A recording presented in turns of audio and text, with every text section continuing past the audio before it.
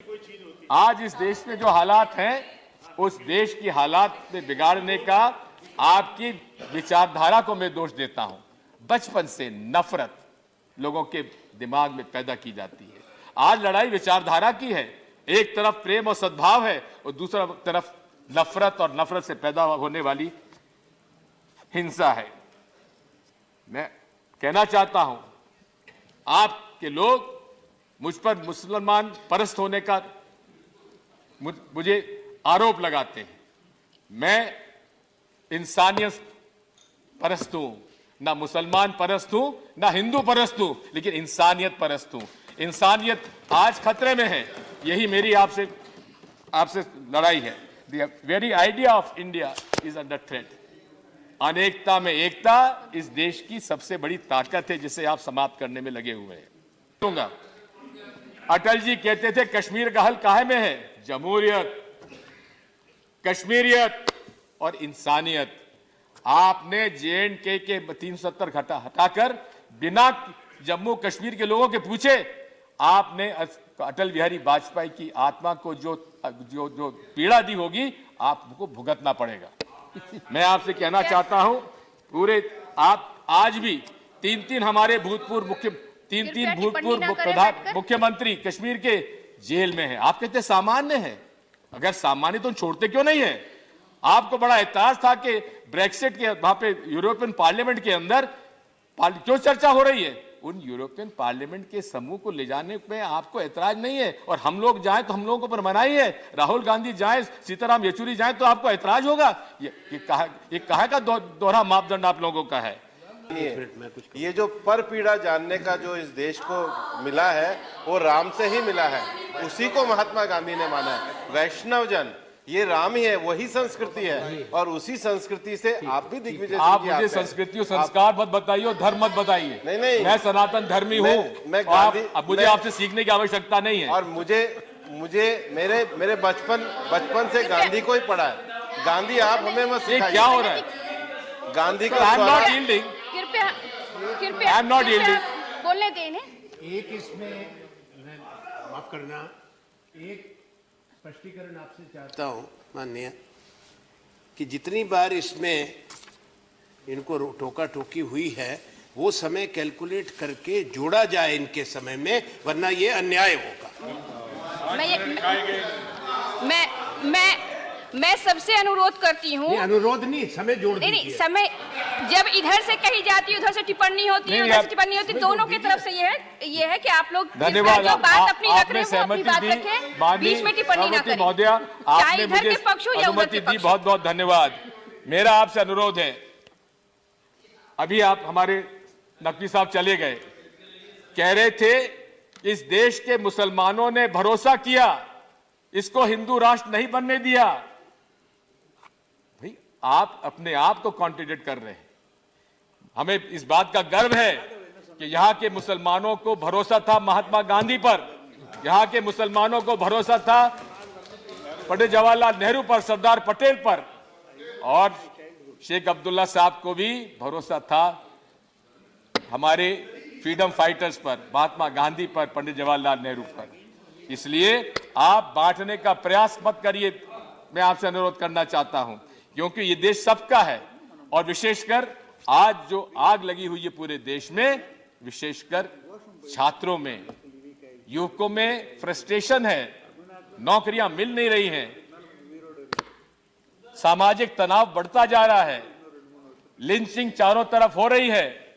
आज यही नहीं है, इंटरनेशनल एरियाज में भी, इंटेलेक्चुअल्स में भी इस बारे में चर्चा हो रही है। इस बात को थोड़ा समझिए।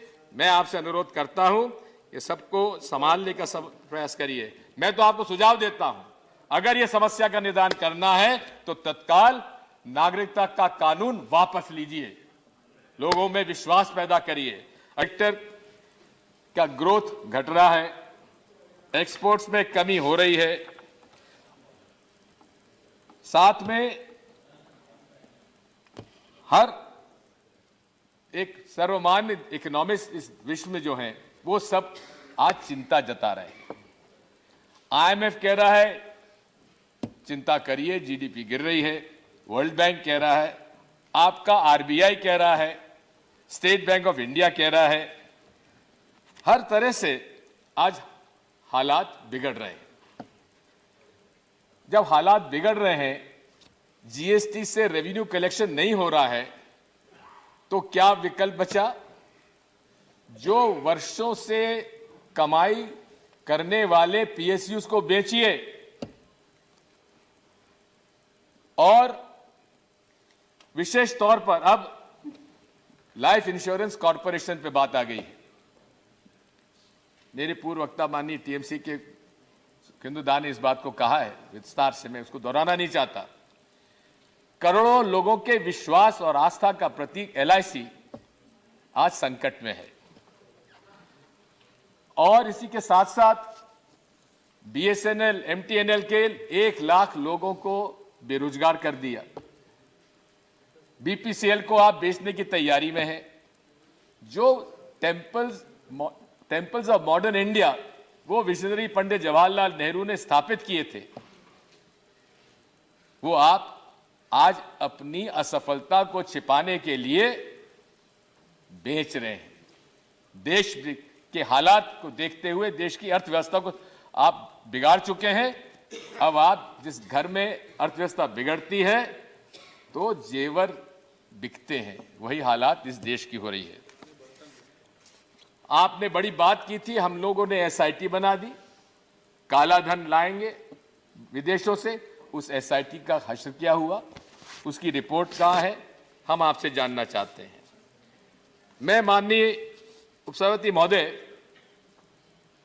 आपका ध्यान आकर्षित करना चाहता हूं, माननीय महामहिम राष्ट्रपति जी के जून 20, 2019 के पैरा 89 तरफ, My government has decided to implement the process of National Register of Citizens, ये उनका प्रेसिडेंशियल एड्रेस में वादा है।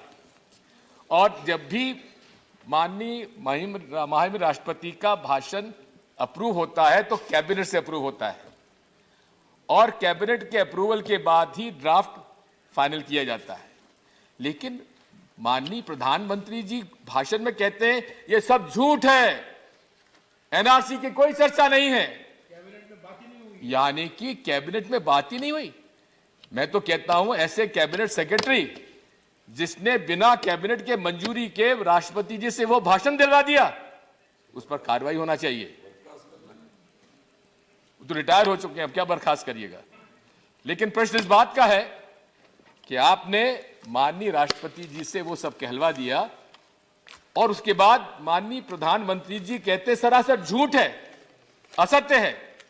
मैं पूछना चाहता हूं गृह मंत्री जी से, आप क्रोनोलॉजिकल ऑर्डर हमको समझाते हैं, पहले क्रोनोलॉजी समझाते हैं, पहले नागरिकता कानून आएगा, सिटीजन एक्ट आएगा, फिर एनपीआर आएगा और फिर एनआरसी आएगा। अब बात इस बात की है कि किस पे भरोसा करें सुधेंदु जी, Trivedi ji, crisis of credibility है, किस पर भरोसा करें।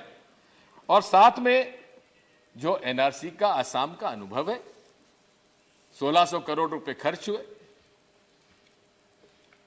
11 साल लगे और आज डिटेंशन कैंप्स में